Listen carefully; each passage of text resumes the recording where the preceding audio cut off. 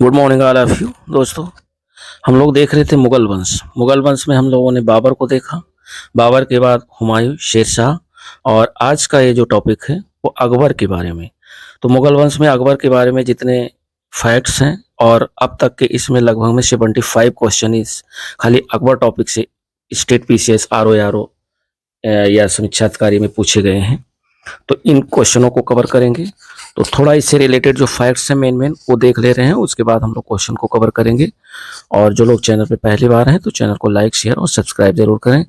जो लोग, ये लेक्चर नंबर 15 है, इससे पहले 14 लेक्चर आपके प्ले लिस्ट बनी हुई है मध्यकालीन भारत के इतिहास घटना चक्र का। तो जो लोग पिछली वीडियो ना देखे हों, चैनल पर जाकर के प्ले लिस्ट के माध्यम से देख सकते हैं। इसमें हम तो लोग देख रहे हैं कि अकबर का जन्म 15 अक्टूबर 1542 को अमरकोट के राजा बीरसाल के महल में हुआ था।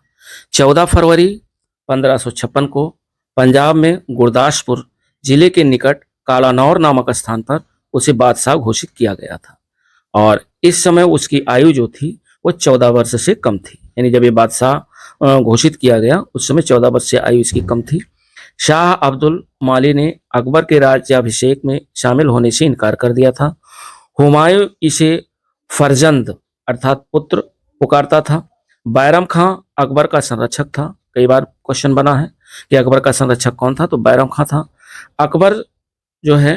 अकबर ने उसे अपना वकील नियुक्त किया तथा उसे खान ए खाना की उपाधि से विभूषित किया। अकबर ने सर्वप्रथम कछवाहा राजपूतों से वैवाहिक संबंध स्थापित किया। ये भी पूछा गया है क्वेश्चन कि अकबर ने सबसे पहले किस राजवंश से वैवाहिक संबंध स्थापित किया, तो कछवाहा राजपूतों से अपना वैवाहिक संबंध स्थापित किए थे। जिस समय अकबर ख्वाजा मोइनुद्दीन चिश्ती की दरगाह की यात्रा हेतु जा रहा था तो सांगानेर नामक स्थान पर 1562 ईस्वी में आमेर का राजा बिहारी मल, जिसे भारमल के नाम से जानते हैं, बादशाह की सेवा में उपस्थित हुआ और उसने अकबर की अधीनता स्वीकार की तथा उसने अपनी ज्येष्ठ पुत्री हरकाबाई, जिसका प्रचलित जो नाम है जोधाबाई का विवाह करने की इच्छा व्यक्त की। अकबर ने राजा का प्रस्ताव स्वीकार कर लिया तथा अजमेर से लौटते समय सांभर में उसने राजा बिहारी मल की पुत्री से विवाह किया और यह अकबर का प्रथम राजपूत कन्या से विवाह था। इस प्रकार बिहारी मल यानी भारमल पहला राजपूत राजा था जिसने स्वेच्छा से अकबर की अधीनता स्वीकार की। इसी राजपूत राजकुमारी से शहजादे सलीम जहांगीर का जन्म हुआ। यानी सलीम का जो जन्म हुआ, और सलीम इसका पुत्र था अकबर का, और ये इसका उपनाम जहांगीर। अकबर ने सूफी मत में अपनी आस्था जताते हुए चिश्तिया संप्रदाय को समर्थन दिया था। वह ख्वाजा मोइनुद्दीन चिश्ती की अजमेर स्थित दरगाह पर दर्शन हेतु अक्सर जाता था। अपनी उदार धार्मिक नीति के अंतर्गत उसने 1562 ईस्वी में दास प्रथा और 1563 ईस्वी में तीर्थ यात्रा कर और 1564 ईस्वी में जजिया कर को समाप्त किया। तो दास प्रथा को समाप्त किया 1562 में, तीर्थ यात्रा कर समाप्त किया 1563 में, और 1564 में जजिया कर को समाप्त कर दिया। अपने सामाजिक सुधारों के अंतर्गत उसने बाल विवाह एवं सती प्रथा को रोकने का प्रयत्न किया। उसने यह आज्ञा दी थी कि आदमी को एक ही स्त्री से विवाह करना चाहिए और वह तभी दूसरा विवाह कर सकता है जब उसकी पहली पत्नी बंध्या हो अर्थात बांझ हो। और महामनगा के पुत्र आदम खां को 1562 ईस्वी में अकबर ने स्वयं मारा था, क्योंकि उसने अकबर के प्रधानमंत्री अतगा खां की हत्या कर दी थी। दुर्गावती गोंडवाना के हिंदू राज्य की योग शासका थी। अकबर के आक्रमण यानी 1564 ईस्वी के फलस्वरूप शत्रु से घिर जाने पर इस वीर रानी ने आत्महत्या कर ली थी। 1565 ईस्वी में मारवाड़ के शासक राव चंद्र सेन ने भद्रा जूड़ में मुगल सेनाओं का सामना किया, लेकिन चारों तरफ से घिर जाने के कारण उसे सिवाना जाना पड़ा और राव चंद्र सेन ने 1579 में सोजत पर अधिकार कर लिया। अतः अकबर ने पुनः सेनाएं भेजकर उस पर आक्रमण करवाया, लेकिन वह पहाड़ी क्षेत्रों में चला गया और 1581 में उसकी मृत्यु हो गई। हल्दी घाटी युद्ध के पीछे अकबर का मुख्य उद्देश्य राणा प्रताप को अपने अधीन लाना था। अकबर ने अप्रैल 1586 1576 में मान सिंह के नेतृत्व में 5000 सैनिकों को राणा प्रताप के विरुद्ध भेजा। मान सिंह मंगलगढ़ के मार्ग से होता हुआ गोगुंडा गढ़ से 14 मील दूर हल्दी घाटी दर्रे के निकट पहुंचा। राणा प्रताप की मुगल सेना का सामना करने के लिए पहाड़ियों से उतर आए। फलतः जो युद्ध हुआ वह हल्दी घाटी युद्ध के नाम से प्रसिद्ध हुआ, जिसमें राणा पराजित हुए और उन्हें अरावली की पहाड़ियों में शरण लेनी पड़ी। अब ये इससे रिलेटेड जो क्वेश्चन अब तक के, चाहे स्टेट पीसीएस हो चाहे आरओआरओ हो, इसमें जो भी क्वेश्चन अब तक के बने हुए हैं वो सारे क्वेश्चनों को हम लोग देखते हैं।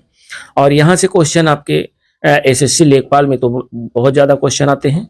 तो इसमें देखते हैं, पहला क्वेश्चन जो है आपका कह रहा है कि निम्नलिखित में से किस स्थान पर अकबर को हुमायूं की मृत्यु की सूचना मिलने पर राजगद्दी पर बैठाया गया था।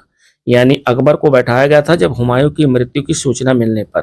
तो ये स्थान था कालानौर, अर्थात राइट ऑप्शन फर्स्ट नंबर का डी विकल्प सही है, कालानौर।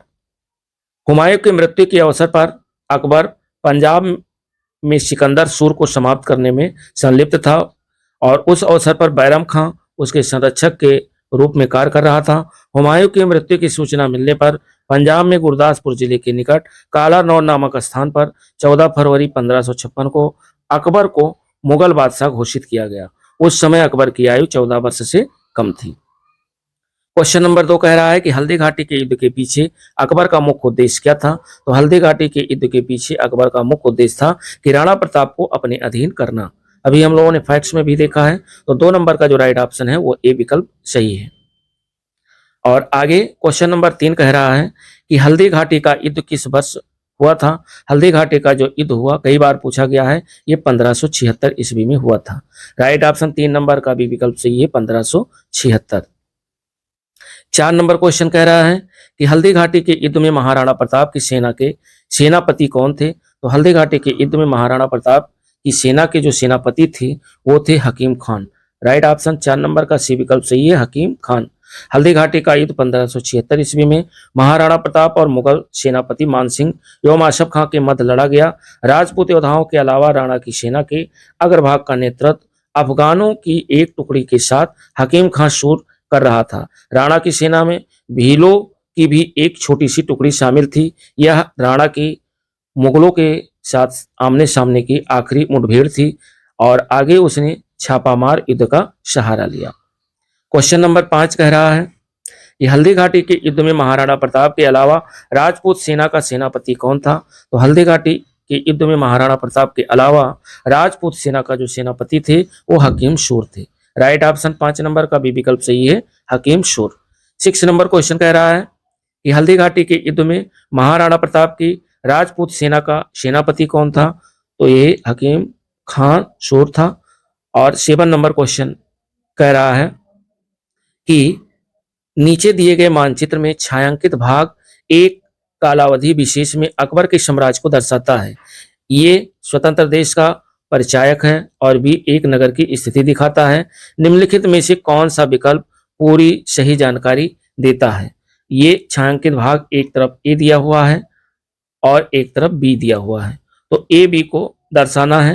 कह रहा 1557 में अकबर, बी विकल्प है गोलकुंडा, और यानी 1557 में अकबर, गोलकुंडा लाहौर, बी है 1557 अकबर खानादेश मुल्तान, और सी है 1605 अकबर गोडवाना मुल्तान, और डी है 1605 अकबर गोडवाना लाहौर। तो इसका जो राइट ऑप्शन है वह डी विकल्प सही है। कह रहा मानचित्र में अकबर के साम्राज्य को दर्शाता है। इसमें ए संकेत से गोडवाना राज्य चिन्हित है जो कि अकबर के राज्य से बाहर था, और बी से लाहौर चिन्हित किया गया है। तो गोडवाना और लाहौर 1605।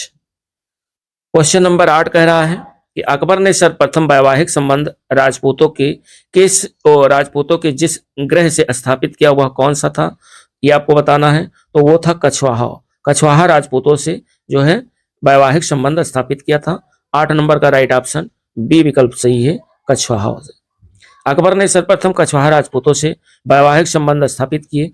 जिस समय अकबर ख्वाजा मोइनुद्दीन चिश्ती की दरगाह की यात्रा हेतु जा रहा था तो सांगानेर नामक स्थान पर 1562 में आमेर का राजा बिहारी मल बादशाह की सेवा में उपस्थित हुआ। उसने अकबर की अधीनता स्वीकार की तथा उसने अपनी ज्येष्ठ पुत्री हरखाबाई, जिसका लोक प्रचलित नाम है जोधाबाई, का विवाह करने की इच्छा भी व्यक्त की। अकबर ने राजा का प्रस्ताव स्वीकार कर लिया तथा अजमेर से लौटते समय सांभर में उसने राजा बिहारी मल की पुत्री से विवाह किया।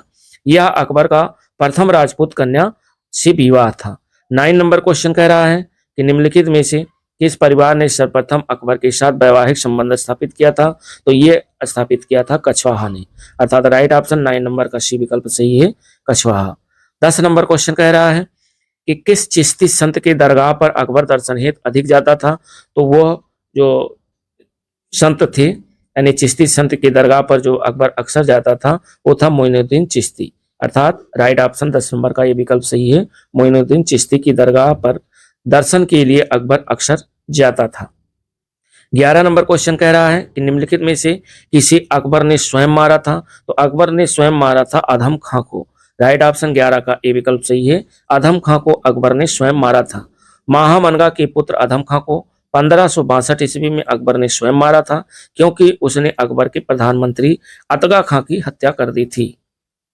और 12 नंबर क्वेश्चन कह रहा है कि राजपुताना के निम्न राज्यों में से किस एक ने अकबर की संप्रभुता स्वयं स्वीकार नहीं की थी? तो वो स्वयं स्वीकार नहीं की थी मेवाड़ ने, अर्थात राइट ऑप्शन 12 का बी विकल्प सही है, मेवाड़। क्योंकि मेवाड़ राज ने अकबर की संप्रभुता स्वयं स्वीकार नहीं की थी। वहां के शासक राणा प्रताप ने लंबे समय तक मुगलों से युद्ध लड़ा। राणा प्रताप की मृत्यु के बाद उसके पुत्र राणा अमर सिंह ने 1615 ईस्वी में जहांगीर से संधि की थी।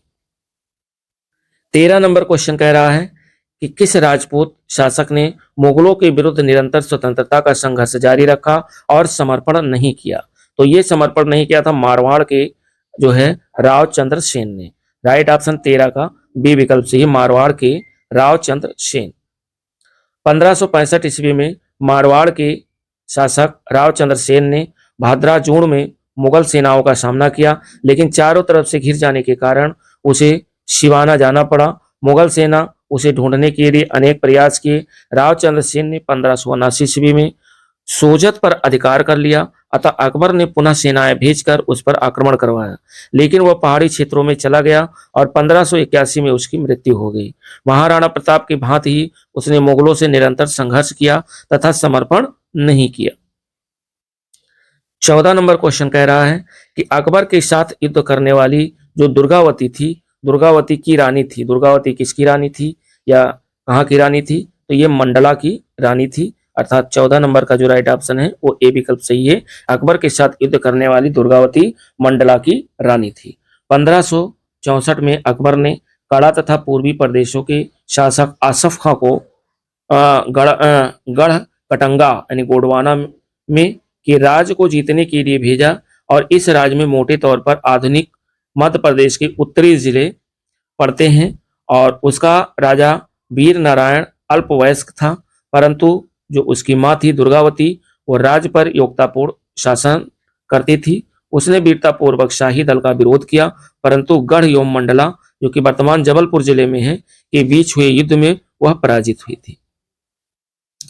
15 नंबर क्वेश्चन कह रहा है कि अबुल फजल की मृत्यु इनमें से किसके कारण हुई थी? तो जो अबुल फजल की मृत्यु हुई थी वह शहजादा सलीम के कारण हुई थी। तो राइट ऑप्शन 15 का ए विकल्प सही है, शहजादा सलीम। झारखंड पीसीएस में पूछा गया है, कह रहा जब शहजादा सलीम ने विद्रोह कर इलाहाबाद में स्वतंत्र शासक की तरह व्यवहार करना आरंभ कर दिया था, तब अकबर ने 1602 ईस्वी में दक्षिण से अपने मित्र अबुल फजल को बुलाया। उसी समय सलीम के इशारे से ओरछा के बुंदेला सरदार वीर सिंह देव ने मार्ग में अब्दुल फजल की हत्या कर दी। जहांगीर जब सम्राट बना तब उसने वीर सिंह देव को 3000 का मनसब प्रदान किया था, अतः अबुल फजल की मृत्यु में शहजादा सलीम की भूमिका स्पष्ट थी। 16 नंबर क्वेश्चन कह रहा है कि निम्न तथ्यों में से कौन सा तथ्य ऐसा था जो अकबर को राष्ट्रीय सम्राट सिद्ध करने में सहायक नहीं है? ये आपको बताना है कि अकबर को राष्ट्रीय सम्राट सिद्ध करने में सहायक नहीं है। तो अकबर ने इस्लाम धर्म को त्याग दिया था, यह सहायक नहीं है, अर्थात ये सही नहीं है। 16 नंबर का जो राइट ऑप्शन है सहायक नहीं है वो ए विकल्प है। और इसका कुछ फैक्ट देख ले रहे हैं। कह रहा है कि अकबर पहला मुस्लिम शासक था जिसने इस बात का अनुभव किया कि मुगल साम्राज्य की सुदृढ़ता के लिए भारत की बहुसंख्यक हिंदू जनता का सहयोग प्राप्त करना नितांत आवश्यक है। उसने हिंदू मुस्लिम समुदायों को राष्ट्रीय एकता के सूत्र में बांधने का प्रयास किया था। और अगला 17 नंबर क्वेश्चन कह रहा है कि अकबर की लोकप्रियता के क्या कारण थे, ये आपको बताना है। तो अकबर की लोकप्रियता के जो कारण थे वो मनसबदारी एक प्रथा थी, इसके कारण, धार्मिक नीति के कारण, भू राजस्व व्यवस्था के कारण और सामाजिक सुधार के कारण, अर्थात ये सभी कारण थे। राइट ऑप्शन इसका डी विकल्प चाहिए, A B C D. Mughal शासन व्यवस्था को स्थापित करने का जो श्रेय है वो अकबर को ही है।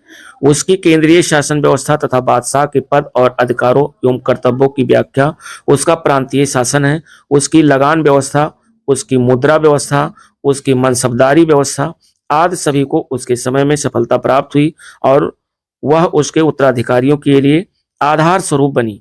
अकबर प्रथम मुस्लिम शासक था जिसने हिंदू मुसलमानों को निकट लाने का प्रयास किया। अपनी उदार नीति के अंतर्गत उसने 1562 ईस्वी में दास प्रथा, 1563 ईस्वी में तीर्थ यात्रा कर और 1564 ईस्वी में जजिया कर को समाप्त किया था। अपने सामाजिक सुधार के अंतर्गत उसने बाल विवाह एवं सती प्रथा को रोकने का प्रयत्न किया। अतः अकबर की लोकप्रियता के कारणों में चारों बिंदुओं को शामिल किया जाता है। 18 नंबर क्वेश्चन कह रहा है कि निम्नलिखित में से किस मुस्लिम शासक ने तीर्थ यात्रा कर को समाप्त किया था। तो अकबर ने तीर्थ यात्रा कर को समाप्त किया था। राइट ऑप्शन 18 का डी विकल्प सही है, अकबर। 19 नंबर क्वेश्चन कह रहा है कि निम्नलिखित बादशाहों में से किसको एक प्रबुद्ध निरंकुश जो है कहा जा सकता है। तो प्रबुद्ध और निरंकुश जो कहा जा सकता है वह अकबर को कहा जा सकता है। राइट ऑप्शन इसका सी विकल्प सही है, अकबर। चूंकि अकबर एक महान शासक था जिसका साम्राज्य अफगानिस्तान, कश्मीर से लेकर गोदावरी नदी के किनारे तक विस्तृत था। वह एक धर्मनिरपेक्ष शासक था, संपूर्ण सत्ता उसी में निहित थी। अतएव वह प्रशा के फ्रेडरिक महान और इंग्लैंड की रानी एलिजाबेथ की तरह प्रबुद्ध निरंकुश शासक कहा जाता है। इसके शासनकाल में कानून की दृष्टि में सभी समान थे। 20 नंबर क्वेश्चन कह रहा है कि निम्नलिखित में से किसने यह आज्ञा दी थी कि आदमी को एक ही स्त्री से विवाह करना चाहिए और वह तभी दूसरा विवाह कर सकता है जब उसकी पहली पत्नी बंध्या हो। और ये कहा था अकबर ने, ये आज्ञा दी थी। तो 20 नंबर का जो राइट ऑप्शन है वो सी विकल्प सही है, अकबर। बहुत ही इंपॉर्टेंट टॉपिक है दोस्तों, यहाँ से क्वेश्चन आपके हर एग्जाम में देखने को मिलते हैं। और कह रहा है कि अकबर ने कुछ सामाजिक परंपराओं और व्यक्तिगत मान्यताओं पर अंकुश अवश्य लगाया, परंतु उसने यह कार्य सुधार की दृष्टि से किया। उदाहरण के लिए उसने आज्ञा दी कि आदमी को एक ही स्त्री से विवाह करना चाहिए और वह तभी दूसरा विवाह कर सकता है जब उसकी पहली पत्नी बंध्या हो। उसने हिंदू विधवाओं को पुनर्विवाह करने का अधिकार दे दिया तथा बलपूर्वक स्त्रियों की सती होने पर रोक लगा दी। 21 नंबर क्वेश्चन कह रहा है कि निम्नलिखित कथनों में से कौन सा कथन सही है। पहला है कि अकबर ने लड़कों और लड़कियों की विवाह की आयु निर्धारित करने का प्रयास किया था, तो ये सही है। दूसरा है अकबर ने लड़कियों को अभिभावकों के दबाव से अलग स्वयं की इच्छा से विवाह करने की स्वतंत्रता दी थी, ये भी सही है। अर्थात इसमें पहला और दूसरा दोनों ही विकल्प सही हैं। तो 21 नंबर का जो राइट ऑप्शन है वह सी विकल्प सही है। 22 नंबर क्वेश्चन कह रहा है कि अकबर का शासन जाना जाता है। अकबर का शासन जाना जाता है किसके लिए? क्षेत्रों को जीतने के लिए चाहिए, अपनी प्रशासनिक व्यवस्था के लिए, ये भी सही है। और न्यायिक प्रशासन के लिए, ये भी सही है। उसकी धार्मिक कट्टरता के लिए ये गलत है, क्योंकि वो धार्मिक कट्टर नहीं था बल्कि उदार था। तो पहला, दूसरा और तीसरा सही है, यानी इसका जो राइट ऑप्शन है वह बी विकल्प सही है, फर्स्ट, सेकंड और थर्ड। अकबर अपनी धार्मिक कट्टरता के लिए नहीं अपितु धार्मिक उदारता एवं धार्मिक सहृदयता के लिए जगत प्रसिद्ध है। उसके द्वारा प्रतिपादित सुलह ये कुल की नीति इसका प्रबल प्रमाण है। इस प्रकार कथन 4 सही नहीं है। 23 नंबर क्वेश्चन कह रहा है कि अकबर के शासनकाल में पुनर्गठित केंद्रीय प्रशासन तंत्र के अंतर्गत सैनिक विभाग का जो प्रमुख था वो कौन था? तो सैनिक विभाग का जो प्रमुख था वह मीर बख्शी था। राइट ऑप्शन 23 का बी विकल्प सही है, यानी अकबर के शासनकाल में पुनर्गठित जो केंद्रीय प्रशासन तंत्र था और उस सैनिक विभाग का प्रमुख मीर बख्शी था। राइट ऑप्शन बी विकल्प इसका सही है।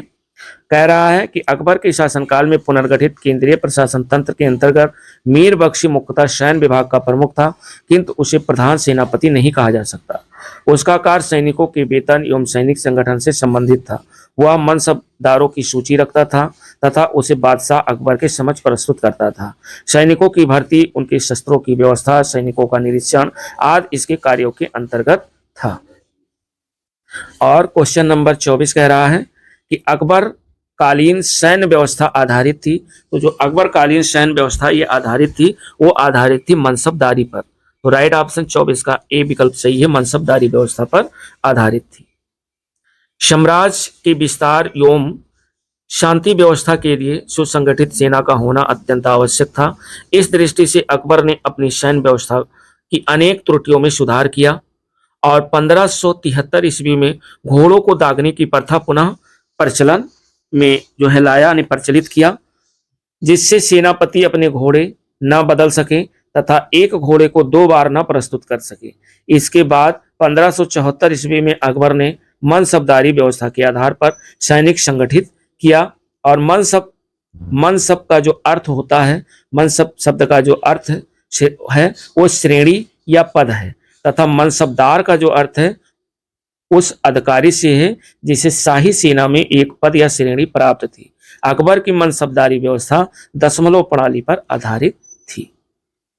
25 नंबर क्वेश्चन कह रहा है कि मध्यकालीन भारत में मनसबदारी व्यवस्था क्यों लागू की गई थी। तो मध्यकालीन भारत में मनसबदारी व्यवस्था लागू की गई थी क्योंकि स्वच्छ प्रशासन सुनिश्चित करने के लिए, प्रशासन जो भी हो वो स्वच्छ हो, इसी को सुनिश्चित करने के लिए जो है मनसबदारी व्यवस्था लागू की गई थी। 25 नंबर का राइट ऑप्शन डी विकल्प सही है। 26 नंबर क्वेश्चन कह रहा है कि अकबर द्वारा दीवान का पूर्ण रूपेण दर्जा दिए जाने वाला पहला व्यक्ति कौन था। तो अकबर द्वारा दीवान का पूर्ण रूपेण दर्जा दिया जाने वाला जो पहला व्यक्ति था वो था मुजफ्फर खां तुर्बती, अर्थात राइट ऑप्शन 26 का सी विकल्प सही है, मुजफ्फर खां तुर्बती था, जिसे अकबर द्वारा दीवान का पूर्ण रूपेण दर्जा दिया गया था। दीवान शब्द फारसी शब्द का है, दीवान शब्द फारसी भाषा का है और खलीफा उमर के काल में मुसलमानों ने इसे अपनाया था। वह इसका प्रयोग खजाना विभाग के लिए करते थे। अकबर के शासनकाल के 9वें वर्ष से लेकर 30वें वर्ष तक दीवान पद मुजफ्फर खां तुर्बती, राजा टोडरमल एवं ख्वाजा शाह मंसूर के हाथों आता जाता रहा। मुजफ्फर खां सरकारी सोपान में दीवान के पद को जो है स्थान दिलाने में सफल रहा। दीवान आर्थिक मामलों एवं राजस्व का सर्वोच्च अधिकारी होता था। और 27 नंबर क्वेश्चन कह रहा है कि अकबर ने जिस मनसबदारी प्रणाली को लागू किया वह किस देश में प्रचलित प्रणाली से उधार ली गई थी। यानी मनसबदारी प्रणाली को किस देश से उधार लिया गया था, तो ये लिया गया था मंगोलिया से। यानी राइट ऑप्शन 27 का सी विकल्प सही है, मंगोलिया। मंगोलिया से मनसबदारी प्रणाली को उधार लिया गया था। इसमें कह रहा है कि मुगल मनसबदारी प्रणाली मध्य एशिया जो कि मंगोलिया से ली गई थी। इस प्रकार का सैन्य विभाजन चंगेज खां के नेतृत्व में मंगोल सेना में किया गया था। अकबर द्वारा प्रारंभ मनसबदारी प्रणाली यद्यप काफी हद तक नवीन थी, तथापि यह मूलतः मंगोल सैन्य विभाजन पर आधारित थी। 28 नंबर क्वेश्चन जो कि कथन और कारण पर आधारित है। तो इसमें कथन कह रहा है कि कथन ये कह रहा है कि अकबर के काल में हर 10 घुड़सवार सैनिकों के लिए मनसबदारों को 20 घोड़ों का रख रखाव करना पड़ता था। यानी हर 10 घुड़सवार सैनिकों को मनसबदारों को 20 घोड़ों का रख रखाव करना पड़ता था। तो ये सही है। और कारण आर कह रहा कि घोड़ों को यात्रा में आराम देना होता था और युद्ध के समय उनको बदलना आवश्यक होता था। तो ये भी सही है, अर्थात कथन भी सही है और कारण भी सही है। कथन कारण की सही व्याख्या भी करता है। तो 28 नंबर का जो राइट ऑप्शन है वह ए विकल्प सही है। आगे 29 नंबर क्वेश्चन कह रहा है कि जब्ती प्रणाली किसकी उपज थी। जब्ती प्रणाली जो उपज थी वो अकबर की उपज थी। राइट ऑप्शन 29 का डी विकल्प सही है, अकबर।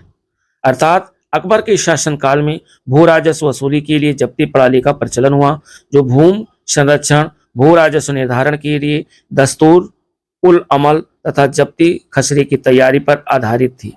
साम्राज्य के अधिकतर भूभाग में यही प्रणाली प्रचलित थी। और उसके बाद 30 नंबर क्वेश्चन हम लोग देखते हैं। 30 नंबर क्वेश्चन कह रहा है कि टोडरमल ने किस क्षेत्र में ख्याति अर्जित की थी। तो टोडरमल ने जो है भू राजस्व के क्षेत्र में ख्याति अर्जित की थी। 30 नंबर का राइट ऑप्शन बी विकल्प सही है, भू राजस्व। टोडरमल ने भू राजस्व के क्षेत्र में ख्याति अर्जित की थी। अकबर ने अपनी शासन के 24वें वर्ष अर्थात 1580 में आईने दहशाला जो कि टोडरमल बंदोबस्त नामक नई कर प्रणाली को शुरू करके मुगल कालीन व्यवस्था को अस्थायी स्वरूप प्रदान किया। इस प्रणाली का वास्तविक प्रणेता टोडरमल था। इसी कारण इसे टोडरमल बंदोबस्त भी कहते हैं। उस समय टोडरमल वित्त मंत्री था और उसका मुख्य सहायक ख्वाजा शाह मंसूर था। और इस प्रणाली के अंतर्गत अलग अलग फसलों के पिछले 10 वर्षों के उत्पादन और उसी समय के उनके प्रचलित मूल्यों का औसत निकालकर उस औसत का 1/3 हिस्सा राजस्व के रूप में वसूला जाता था। 31 नंबर कह रहा है कि इनमें से किस कर व्यवस्था में बंदोबस्त व्यवस्था के नाम से भी जाना जाता है। तो वह कर व्यवस्था थी दहशाला व्यवस्था। दहशाला व्यवस्था को बंदोबस्त व्यवस्था के नाम से भी जाना जाता था। राइट ऑप्शन 31 का बी विकल्प सही है। अकबर कालीन भू राजस्व व्यवस्था की दहशाला पद्धति को बंदोबस्त व्यवस्था के नाम से भी जाना जाता है। और उसके बाद 32 नंबर क्वेश्चन कह रहा है कि टोडरमल संबंधित थे। टोडरमल जो संबंधित थे वो माल गुजारी सुधार से संबंधित थे। राइट ऑप्शन 32 का बी विकल्प सही है, माल गुजारी सुधार। अकबर द्वारा भू राजस्व व्यवस्था के पुनर्निर्धारण हेतु 1570-71 में मुजफ्फर खां तुर्बती और राजा टोडरमल के अर्थ मंत्री के पद पर नियुक्त किया गया था। राजा टोडरमल ने अलग अलग फसलों पर नगद के रूप में वसूल की जाने वाली लगान राज का 1571 से 1580 ईस्वी के मध्य लगभग 10 वर्ष का औसत निकालकर उस औसत का 1/3 भू राजस्व के रूप में निश्चित किया था, जिसे दहशाला मालगुजारी व्यवस्था कहा गया। आईने दहशाला व्यवस्था को टोडरमल बंदोबस्त भी कहा जाता है। 33 नंबर क्वेश्चन कह रहा है जो कि कथन और कारण पर यानी कथन दिया हुआ है। इसमें हम लोग देखते हैं कि मुगल सम्राट अकबर से संबंधित निम्नलिखित कथनों पर विचार करना है। कथन फर्स्ट कह रहा है कि तानसेन रामबली पांडे को मुगल सम्राट अकबर के द्वारा प्रदान की गई पदवी थी। और कथन 2 कह रहा है कि अकबर का विवाह राजा मान सिंह की बहन के साथ हुआ था। कथन 3 कह रहा है कि अबुल फजल आईने अकबरी के लेखक थे। तो अबुल फजल आईने अकबरी के लेखक अबुल फजल थे। चौथा कथन कह रहा है कि राजा टोडरमल जो थे, राजा टोडरमल की सेना के प्रधान सेनापति थे। अब 4 कथन दिए हुए हैं और चारों में आपको सही छांटना है। तो इसमें केवल तीसरा सही है जो कि अबुल फजल आईने अकबरी के लेखक थे। ये एकदम करेक्ट है। तीसरा कथन सही है, यानी चारों कथनों में केवल तीसरा सही है और राइट ऑप्शन आपका सी विकल्प इसका सही है। केवल कथन थर्ड सही है। देखते हैं, कह रहा है कि तानसेन का मूल राम तनु पांडे था। ये भी कई बार पूछा गया है। उन्हें तानसेन नाम उपाधि ग्वालियर या रीवा के राजा ने दी थी। अकबर ने तानसेन को मियाँ की उपाधि दी थी। राजा मान सिंह की बहन मानबाई शाह बेगम का विवाह सलीम जहांगीर से हुआ था, न कि अकबर से। और आईने अकबरी के लेखक अबुल फजल थे। राजा टोडरमल दीवान वित्त मंत्री थे, न कि सेनापति। केवल तीसरा कथन जो है सही है। और 34 नंबर क्वेश्चन कह रहा है कि भू राजस्व प्रशासन के क्षेत्र में शेरशाह एवं अकबर के मध्य निम्नलिखित में से कौन सा नैरतन की कड़ी है। और ये कड़ी है टोडरमल, अर्थात राइट ऑप्शन 34 का बी विकल्प सही है, टोडरमल। 35 नंबर क्वेश्चन कह रहा है कि अकबर काल में भू राजस्व व्यवस्था की एक प्रसिद्ध नीति आईने दहशाला, ये पद्धति किसके द्वारा निर्मित की गई थी। तो ये पद्धति टोडरमल के द्वारा निर्मित की गई थी। 35 नंबर का राइट ऑप्शन सी विकल्प सही है, टोडरमल। 36 नंबर क्वेश्चन कह रहा है कि अकबर ने दीन ए इलाही किस वर्ष प्रारंभ किया था। तो दीन ए इलाही एक धर्म था जो कि अकबर ने 1582 ईस्वी में प्रारंभ किया था। वेरी वेरी इंपॉर्टेंट क्वेश्चन है।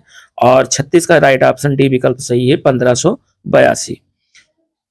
अकबर ने 1582 में तौहीद इलाही या दीन इलाही की स्थापना की। इसके अंतर्गत अकबर ने सभी धर्मों के मूल सिद्धांतों को शामिल कर इसे सर्वमान बनाने का प्रयास किया।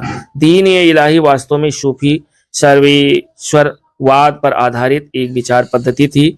इस नवीन संप्रदाय का प्रधान पुरोहित अबुल फजल था। हिंदुओं में केवल बीरबल ने ही इसे स्वीकार किया था।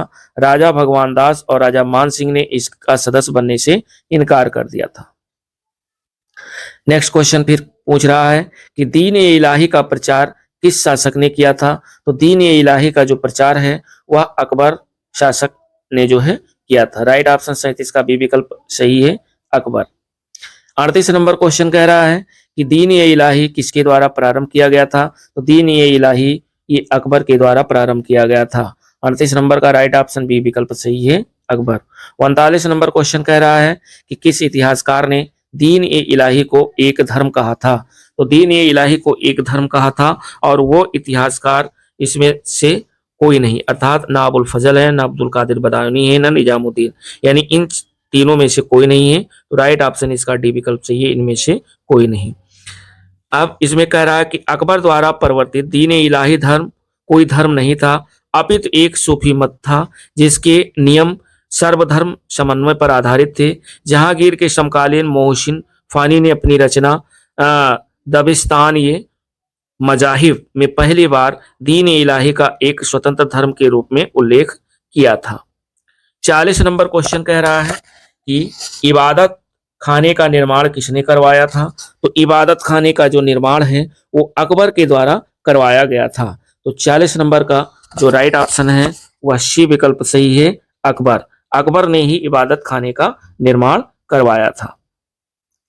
बादशाह अकबर ने धार्मिक चर्चा एवं विचार विमर्श के लिए 1575 ईस्वी में फतेहपुर सीकरी में एक इबादत खाने के निर्माण का आदेश दिया। इबादत खाने में बादशाह की अध्यक्षता में सैयद शेख एवं उलेमा धार्मिक चर्चा किया करते थे और 1578 में अकबर ने सभी धर्मावलंबियों के लिए इबादत खाना का द्वार खोल दिया। अकबर ने समस्त जो है धार्मिक मामलों को अपने हाथों में लेने के लिए 1579 ईस्वी में महजरनामा जारी करवाया, जिसने उसे धर्म के मामलों में सर्वोच्च बना दिया। इस पर 5 उलेमाओं या इस्लामी धर्मविदों के हस्ताक्षर थे। महजर को स्मिथ और बुलजले हेंग ने अचूक आज्ञा पत्र कहा। मजहर जारी करने के बाद अकबर ने सुल्तान आदिल या इमाम आदिल की उपाधि धारण की। स्मिथ महोदय ने कहा था कि दीन ये इलाही अकबर की मूर्खता का स्मारक है, उसकी बुद्धिमत्ता का नहीं। और 41 नंबर क्वेश्चन कह रहा है कि फतेहपुर सीकरी का इबादत खाना क्या था। तो फतेहपुर जो सीकरी है, इस इबादत जो खाना है वो फतेहपुर सीकरी का इबादत खाना जो है वह भवन जिसमें विभिन्न धर्मों के विद्वानों के साथ अकबर चर्चा करता था। तो राइट ऑप्शन 41 का सी विकल्प सही है, ये इबादत खाना था। 42 नंबर क्वेश्चन कह रहा है कि निम्नलिखित इमारतों में से कौन सी इमारत शान फतेहपुर कही जाती है, यानी फतेहपुर की शान कही जाती है। ये है जामा मस्जिद। राइट ऑप्शन 42 का सी विकल्प सही है, जामा मस्जिद जो है एक इमारत है जो शान फतेहपुर कही जाती है। और कह रहा है कि सम्राट अकबर द्वारा बसाए गए शहर फतेहपुर सीकरी को वर्ष 1986 में यूनेस्को की विश्व धरोहर स्थल सूची में शामिल किया गया। उत्तर प्रदेश में स्थित फतेहपुर सीकरी 1571 से 1585 ईस्वी तक मुगल साम्राज्य की राजधानी रही। फतेहपुर सीकरी में मुगल वास्तुकला के स्मारक जैसे जामा मस्जिद, बुलंद दरवाजा, पंचमहल, शेख सलीम चिश्ती का मकबरा आदि शामिल है। यहाँ स्थित जामा मस्जिद को शान फतेहपुर या शान सीकरी के नाम से भी जाना जाता है। 43 नंबर क्वेश्चन कह रहा है कि कौन सा स्मारक फतेहपुर सीकरी में नहीं है। तो फतेहपुर सीकरी में स्वर्ण महल है, फतेहपुर सीकरी में पंचमहल है, फतेहपुर सीकरी में जोधाबाई का महल है, लेकिन अकबरी महल जो है ये फतेहपुर सीकरी में नहीं है। तो 43 नंबर का जो राइट ऑप्शन है वह अकबरी महल जो कि फतेहपुर सीकरी में नहीं है। अकबर ने आगरा से 36 किलोमीटर की दूरी पर फतेहपुर सीकरी में 1568 से 69 में ईस्वी में एक राजमहल शह किले का निर्माण आरंभ किया। एक विशाल कृत्रिम झील से युक्त पहाड़ी पर बने इस किले में गुजरात और बंगाल शैलियों की कई इमारतें शामिल थी। इनमें जोधा बाई महल, पंचमहल, मरियम महल, जिसे स्वर्ण महल के नाम से भी जाना जाता है, दीवाने आम, दीवाने खास, बीरबल कोठी आदि प्रमुख हैं। अकबरी महल आगरा के किले में स्थित है। तो अकबरी महल ये आगरा के किले में है। 44 नंबर क्वेश्चन का है कि दिल्ली में कौन सा ऐतिहासिक स्मारक भारतीय तथा फारसी वास्तुकला शैली का उदाहरण है? तो ये है हुमायूं का मकबरा। हुमायूं का मकबरा जो है ये भारतीय तथा फारसी दोनों ही यानी वास्तुकला शैली का उदाहरण है हुमायूं का मकबरा। राइट ऑप्शन 44 का सी विकल्प सही है। हुमायूं का मकबरा दिल्ली में स्थित है, जो हुमायूं की पत्नी के संरक्षण में निर्मित हुआ तथा मीरक मिर्जा गियास के द्वारा इसका डिजाइन तैयार किया गया था। यह मकबरा भारतीय फारसी वास्तुकला शैली का उदाहरण है। फारसी या ईरानी वास्तुकला शैली एक विशेषता है, इसकी एक विशेषता है दोहरा गुंबद है, जो सिकंदर लोदी के मकबरे में भी प्रयोग किया गया है। 45 नंबर क्वेश्चन कह रहा है कि सुलह ये कुल का सिद्धांत किसके द्वारा प्रतिपादित किया गया था? तो सुलह ये कुल का जो सिद्धांत है यह अकबर के द्वारा प्रतिपादित किया गया था। 45 नंबर का जो राइट ऑप्शन है वह बी विकल्प सही है, अकबर। आगे 46 नंबर क्वेश्चन कह रहा है कि अकबर के द्वारा अपनाई गई सुलह ये कुल सार्वभौम शांति एवं भाईचारा की अवधारणा निम्नलिखित में से किस पर आधारित थी?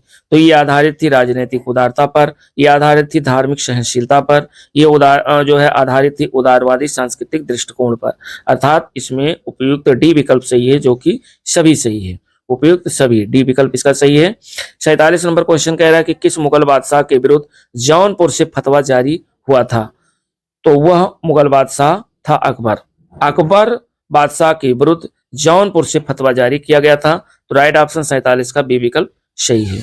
1580 ईस्वी में जौनपुर के एक धर्मगुरु या काजी मुल्ला मोहम्मद यजदी ने सभी मुस्लिमों को अकबर के विरुद्ध विद्रोह करने के लिए फतवा जारी किया था। उसके बाद 48 नंबर क्वेश्चन हम लोग देखते हैं, और जो कि कथन और कारण पर आधारित है। तो इसमें कथन और कारण देखते हैं। कह रहा कथन ये कह रहा है कि अकबर ने 1602 ईस्वी में फतेहपुर सीकरी में बुलंद दरवाजा बनवाया, और कारण आर कह रहा है कि यह निर्माण अकबर ने अपने पुत्र जहांगीर के जन्म की खुशी में बनवाया था। तो कथन दिया हुआ है, कथन तो सही है, लेकिन कारण जो है इसका गलत है। कारण गलत है, तो इस हिसाब से कथन सही, कारण गलत, यानी राइट ऑप्शन इसका सी विकल्प सही होगा। ए सही है, किंतु आर जो है गलत है। राइट ऑप्शन इसका सी विकल्प सही है। और 49 नंबर क्वेश्चन कह रहा है कि निम्न में से किसका निर्माण अकबर ने करवाया था? तो अकबर ने बुलंद दरवाजे का निर्माण करवाया था। 49 नंबर का राइट ऑप्शन ए विकल्प सही है, बुलंद दरवाजा। 50 नंबर क्वेश्चन कह रहा है कि निम्न में से किस मुगल सम्राट ने शिक्षा संबंधी सुधार किए थे? तो शिक्षा संबंधी जो सुधार किया था वो अकबर मुगल सम्राट ने किया था। राइट ऑप्शन 50 का डी विकल्प सही है, अकबर। मुगल सम्राट के अंतर्गत सामाजिक सांस्कृतिक गतिविधियों के विकास के साथ साथ शिक्षा संबंधी विषयों पर भी ध्यान दिया, और शिक्षा संबंधी जो महत्वपूर्ण सुधार मुगल शासक अकबर द्वारा किया गया। अकबर के शासनकाल में शिक्षा के कुछ महत्वपूर्ण केंद्र जैसे अजमेर, दिल्ली, सियालकोट, मुल्तान, इलाहाबाद, मुर्शिदाबाद आदि थे। इनमें छात्रों को मुफ्त शिक्षा दी जाती थी। फारसी को राजभाषा का दर्जा प्राप्त था। निजामी शिक्षा पद्धति तत्कालीन समय में ख्यात शिक्षा प्रणाली थी। यद्यपि शिक्षा में महत्वपूर्ण सुधार करने वाला मुगल शासक अकबर स्वयं ही निरक्षर था।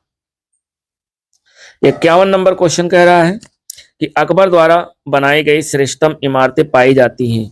तो अकबर द्वारा बनवाई गई जो श्रेष्ठतम इमारतें हैं वह फतेहपुर सीकरी में पाई जाती हैं।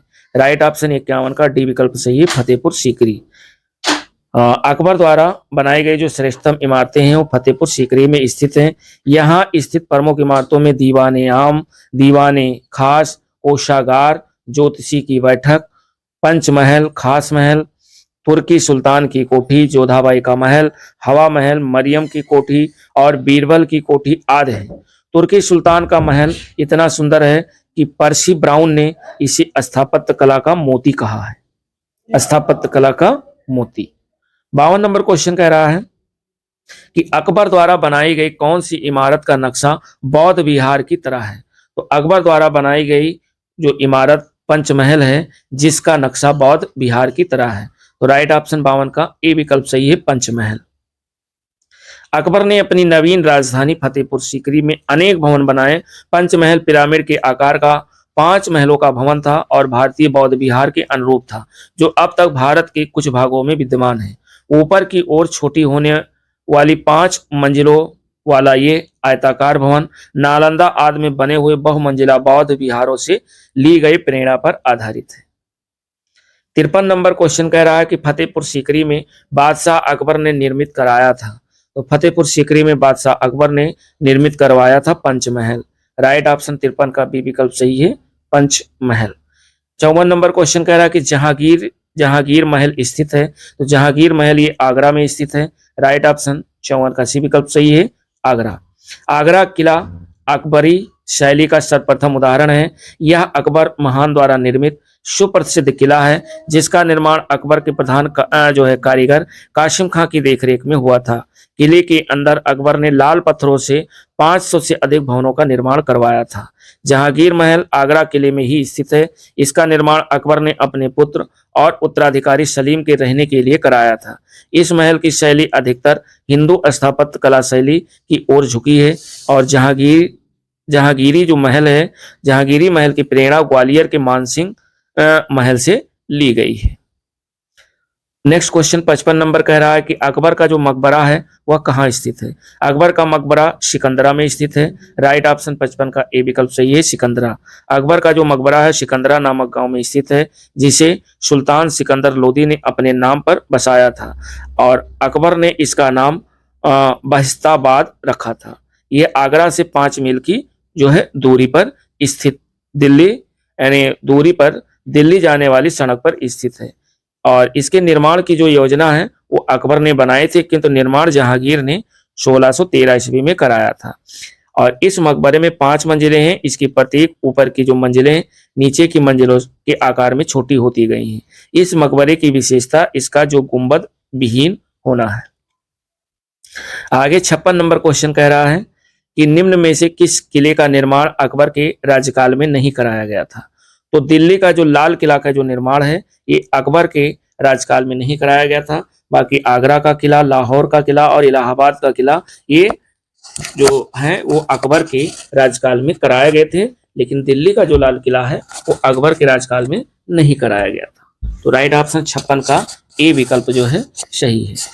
57 नंबर क्वेश्चन मैचिंग पर आधारित है जिसमें सूची फर्स्ट को सूची सेकंड के साथ मैच कराना है और सूची फर्स्ट जो है सूची फर्स्ट में सम्राट दिया हुआ है, सूची सेकंड में मकबरा दिया हुआ है।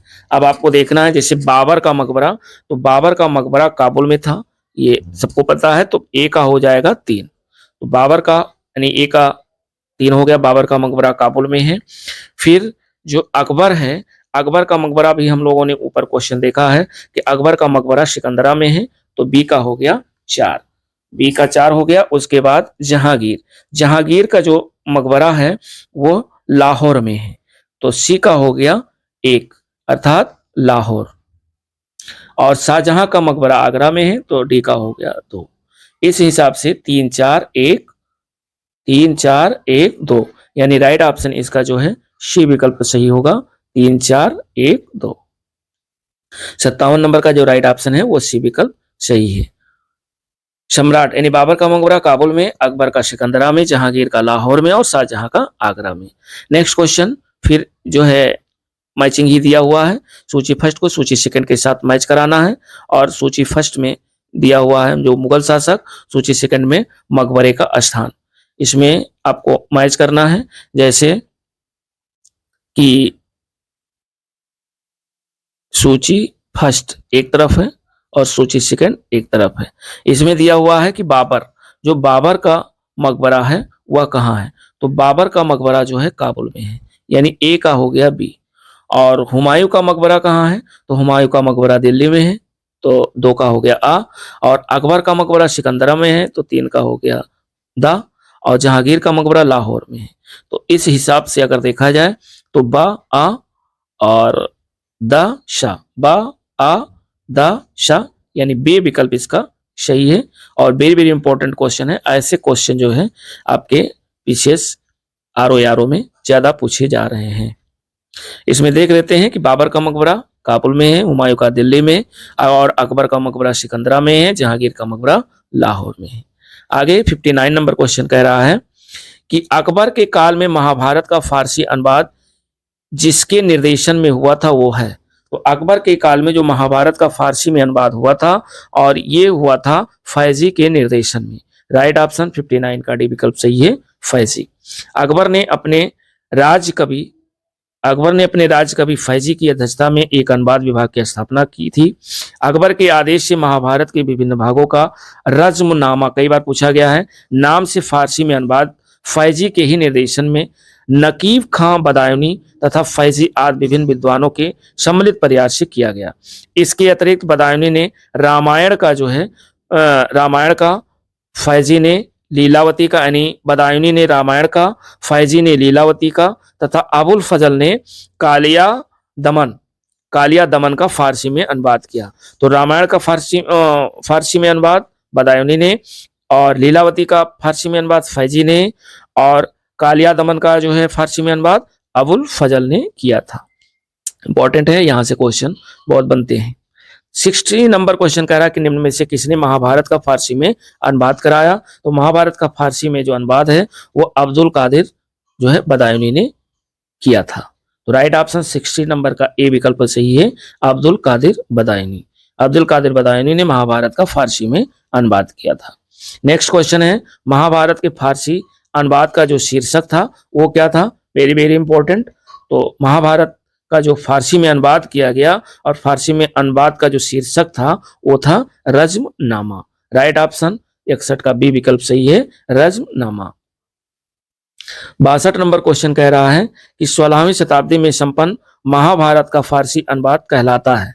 तो 16वीं शताब्दी में संपन्न महाभारत का जो फारसी अनुवाद है वो क्या कहलाया, वो कहलाया रज्मनामा। राइट ऑप्शन 62 का बी विकल्प सही है, रज्मनामा। और 63 नंबर क्वेश्चन कह रहा है कि रज्मनामा किस हिंदू ग्रंथ का फारसी अनुवाद है। तो रज्मनामा जो है ये महाभारत हिंदू ग्रंथ का फारसी अनुवाद है, यानी महाभारत का फारसी अनुवाद है रज्मनामा। राइट ऑप्शन 63 का सी विकल्प सही है, महाभारत। 64 नंबर क्वेश्चन कह रहा है कि अकबर की इच्छा अनुसार किसने रामायण का फारसी में अनुवाद किया था। तो अकबर की इच्छा अनुसार रामायण का फारसी में जो अनुवाद किया था वो अब्दुल कादिर बदायूनी के द्वारा किया गया था। राइट ऑप्शन 64 का बी विकल्प सही है। और 65 नंबर क्वेश्चन कह रहा है कि निम्नलिखित में से किसने रामायण का फारसी भाषा में अनुवाद किया था। तो रामायण का फारसी भाषा में अनुवाद किया था अब्दुल कादिर बदायूनी ने। राइट ऑप्शन 65 का डी विकल्प सही है। और उसके बाद 66 नंबर क्वेश्चन हम लोग देखते हैं। 66 नंबर क्वेश्चन कह रहा है कि सम्राट अकबर द्वारा निम्न में से किसको जरी कलम की उपाधि प्रदान की थी। तो जरी कलम की उपाधि जो प्रदान की थी वो की थी मोहम्मद हुसैन को। राइट ऑप्शन 66 का ए विकल्प सही है, मोहम्मद हुसैन। अकबर के दरबार के प्रसिद्ध ग्रंथकर्ताओं जिनकी एक सूची आईने अकबरी में मिलती है में सबसे प्रमुख कश्मीर का मोहम्मद हुसैन था, जिसे अकबर ने जरी कलम की उपाधि प्रदान की थी।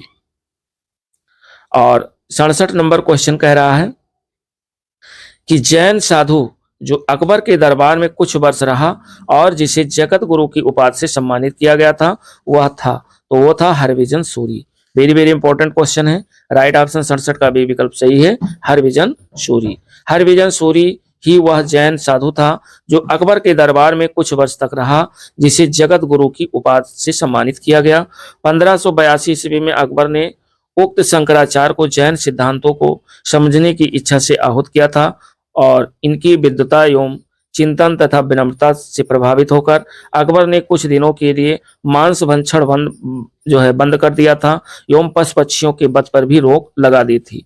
मुगल दरबार में एक अन्य विद्वान जिन चंद्र सूरी भी रहते थे, जिन्हें युग प्रधान की उपाधि प्रदान की गई थी।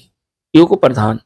68 नंबर क्वेश्चन कह रहा वह प्रसिद्ध जैन आचार्य कौन थे जिनको अकबर ने बहुत सम्मानित किया था।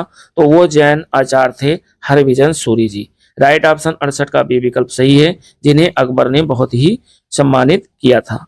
69 नंबर क्वेश्चन कह रहा है कि मुगल सम्राट अकबर के समय का प्रसिद्ध चित्रकार कौन था। तो मुगल सम्राट अकबर के समय का जो सबसे प्रसिद्ध चित्रकार था वह था दशवंत। राइट ऑप्शन 69 का बी विकल्प सही है, दशवंत। अकबर कालीन चित्रकारों के नाम अबुल फजल ने अपने आईने अकबरी में गिनाए हैं। दशवंत, बसावन, केशवलाल, मुकुंद, मिस्किन और जगन, महेश, खेमकरण, तारा, सावन, हरिवंश। दशवंत, दशवंत जो एक कहार का बेटा था, एक कहार का बेटा था, के काम से अकबर इतना प्रभावित हुआ था कि उसने उसे अपने समय का पहला अग्रणी कलाकार बनने में सहयोग किया, किंतु बाद में यह महान चित्रकार मानसिक रूप से विक्षिप्त हो गया और 1584 ईस्वी में इसने आत्महत्या कर ली। 70 नंबर क्वेश्चन कह रहा है कि इंग्लैंड की रानी एलिजाबेथ प्रथम का समकालीन भारतीय राजा कौन था। तो इंग्लैंड की रानी एलिजाबेथ प्रथम का जो समकालीन भारतीय राजा था वो थे अकबर। राइट ऑप्शन 70 का ए विकल्प सही है, अकबर। इंग्लैंड की रानी एलिजाबेथ प्रथम के जो समकालीन भारतीय राजा अकबर थे। ध्यातव्य है कि दिसंबर 1600 में ईस्ट इंडिया कंपनी की स्थापना के समय इंग्लैंड की रानी एलिजाबेथ थी। भारत में उस समय अकबर का शासन था, यानी 1556 से 1605 ईस्वी का शासन था। एलिजाबेथ प्रथम का शासनकाल 1658 से 1603 ईस्वी था। और 71 नंबर क्वेश्चन कह रहा है कि भारत में किसके शासनकाल में इंग्लिश ईस्ट इंडिया कंपनी का गठन हुआ था। तो उस समय शासन भारत में था अकबर का, यानी अकबर के शासनकाल में इंग्लिश ईस्ट इंडिया कंपनी का गठन हुआ था। तो 71 नंबर का जो राइट ऑप्शन है वो बी विकल्प सही है, अकबर। 72 नंबर क्वेश्चन कह रहा है कि जिस मध्यकालीन भारतीय लेखक ने अमेरिका की खोज का उल्लेख किया वह कौन है। तो वो है अबुल फजल, अबुल फजल। 72 नंबर का जो राइट ऑप्शन है वह डी विकल्प सही है। मुगल कालीन विद्वान अबुल फजल ने अमेरिका की खोज का उल्लेख किया। और 73 नंबर क्वेश्चन कह रहा है कि अकबर के दरबार में आने वाला पहला अंग्रेज व्यक्ति कौन था। तो अकबर के दरबार में आने वाला पहला जो अंग्रेज व्यक्ति था वो था राल्फ फिंच। राल्फ फिंच था जो कि पहला अंग्रेज था अकबर के दरबार में आया था। राल्फ फिंच फतेहपुर सीकरी और आगरा पहुंचने वाला पहला अंग्रेज व्यापारी था। उसने भारत के विभिन्न भागों में भ्रमण करते हुए अनेक स्थानों का अवलोकन किया तथा 16वीं शताब्दी के भारतीय व्यापारिक एवं नगर केंद्रों मार्गों में मूल्यवान विवरण प्रस्तुत किया।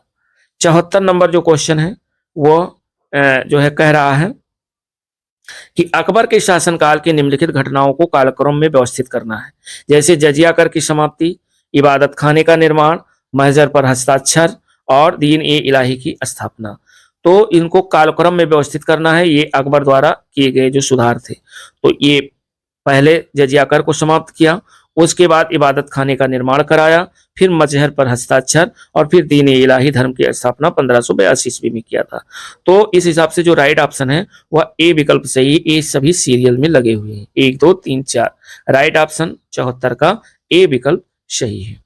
अर्थात अकबर ने जजिया कर की समाप्ति 1564 ईस्वी में की। फतेहपुर सीकरी में 1575 में इबादत खाने की स्थापना की। इसका उद्देश्य दार्शनिक एवं धार्मिक विषयों पर वाद विवाद करना था। अकबर ने समस्त धार्मिक मामलों को अपने हाथों में लेने के लिए 1579 ईस्वी में महजरनामा की घोषणा की। ये महजरनामा अबुल फजल के पिता शेख मुबारक ने तैयार किया था। अकबर ने सभी धर्मों में सामंजस्य स्थापित करने के लिए 1582 ईस्वी में तौहीद ए इलाही या दैवी एकेश्वरवाद की स्थापना की थी, दीन ए इलाही। और 75 नंबर क्वेश्चन कह रहा है कि अकबर ने बंगाल तथा बिहार को मुगल साम्राज्य में कब मिलाया। तो अकबर ने बंगाल एवं बिहार को मुगल साम्राज्य में मिलाया था 1576 ईस्वी में। राइट ऑप्शन 75 का सी विकल्प सही है, 1576। उसमें के बाद कह रहा 1572 में सुलेमान करारानी की मृत्यु के बाद उसका पुत्र दाऊद खां गद्दी पर बैठा। दाऊद खां ने अपने को स्वतंत्र घोषित कर पटना के मुगल किले पर आक्रमण किया। अकबर ने मुनीम खां को दाऊद पर आक्रमण करने तथा बिहार को जीतने का आदेश दिया। मुनीम खां ने दाऊद को एक युद्ध में पराजित किया तथा 1574 में बिहार पर मुगलों का आधिपत्य हो गया। पराजित होने के बाद दाऊद खां जो है बंगाल भाग गया, किंतु 12 मार्च 1576 को टोडरमल, मुजफ्फर खां एवं हुसैन कुली खां ने मिलकर दाऊद खां को पूर्णतया पराजित किया। इस प्रकार 1576 ईस्वी में बंगाल तथा बिहार को पूर्ण रूप से मुगल साम्राज्य में मिला लिया गया था। तो ये 75 क्वेश्चन जो कि अति महत्वपूर्ण क्वेश्चन थे अकबर टॉपिक से रिलेटेड हम लोगों ने देखे, इससे रिलेटेड फैक्ट्स देखे। और इसकी जिसको भी पीडीएफ की जरूरत हो वो जो है टेलीग्राम चैनल ज्वाइन कर सकते हैं। और टेलीग्राम चैनल का जो है नाम है M K Sahu classes. Telegram channel join करके आप पीडीएफ प्राप्त कर सकते हैं। साथ ही साथ जिन लोगों ने एनसीईआरटी सार संग्रह वन लाइनर ना देखा हो, पूरी बुक कंप्लीट है। हर जो है भाग की अलग अलग प्लेलिस्ट बनी हुई है, हर टॉपिक की अलग अलग लेक्चर हैं, तो जो लोग ना देखे हों वो देख सकते हैं। साथ ही साथ जिन लोगों ने घटना चक्र में आधुनिक भारत का इतिहास ना देखा हो, आधुनिक भारत का इतिहास कंप्लीट है, आप प्लेलिस्ट के माध्यम से देख सकते हैं। और ये मध्यकालीन भारत के इतिहास का 15वां लेक्चर है। इससे पहले के 14 लेक्चर जो है वो आप प्लेलिस्ट के माध्यम से देख सकते हैं। लूसेंट ऑब्जेक्टिव भी हमने जो है डाल रखा है, आप उसे भी देख सकते हैं। साथ ही साथ जो है पर्यावरण पारिस्थितिकी और जो है विश्व का भूगोल, इससे रिलेटेड जितने भी मतलब टॉपिक आपके बने हुए हैं वो आप देख सकते हैं। घटना चक्र में भारत का भूगोल, विश्व का भूगोल भी आप देख सकते हैं। सबकी अलग अलग प्लेलिस्ट बनी हुई है। और दोस्तों ये टॉपिक बहुत इंपॉर्टेंट है। इसके बाद हम लोग नेक्स्ट टॉपिक जो भी होगा उस पे मिलते हैं। तब तक के लिए दोस्तों नमस्कार, जय हिंद।